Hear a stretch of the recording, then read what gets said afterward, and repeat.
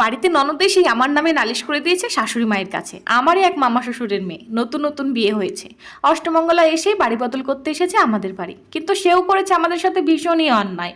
আমাদেরকে না জানিয়েই হঠাৎ করেই নতুন জামাইকে নিয়ে সে হাজির। প্রথমে তো আমরা হতবাক হয়ে যাই, নতুন জামাইকে কি করে আদর সম্মান করবো ভেবেই মাথা খারাপ। শাশুড়ি মা তো ব্যস্ত হয়ে গেছেন, একবার এ ঘর যাচ্ছেন একবার ও ঘর যাচ্ছেন, কিন্তু কিছুই বুঝে উঠতে পারছেন না কি করবেন। ও মা, ব্যস্ত হয়েও না, ফ্রিজ থেকে চিকেনটা বের করো তো। মা বলে, নতুন জামাই প্রথমবারের জন্য এসেছে, চিকেন দিয়ে কি আর খেতে দেওয়া যায়? তুমি অত টেনশন করো না, এমন রান্না করবো তো তোমার জামাই টেরই পাবে না চিকেন দিয়ে ভাত খাচ্ছে নাকি মাটন দিয়ে। আর যা গাছপাতা রান্না করার মানে শাকসবজি, তুমি সাইডে করে নাও। এদিকে দুজনেই তোড়জোড় রান্না শুরু করে দিয়েছি। শাশুড়ি মা একবার মুখ ফুটে বলেই ফেললেন, খেতে কেমন হবে জানি না, তবে দেখতে একেবারে মাটনের মতোই লাগছে জানো তো বৌমা। খেতে বসেই ননদ তো ভীষণ রেগে চিৎকার, ও পিসি, তোমার বৌমা কি জানে না আমি ছোট থেকেই মাটন খাই না? ননদের নালিশ শুনে সবার সে কি হাসি।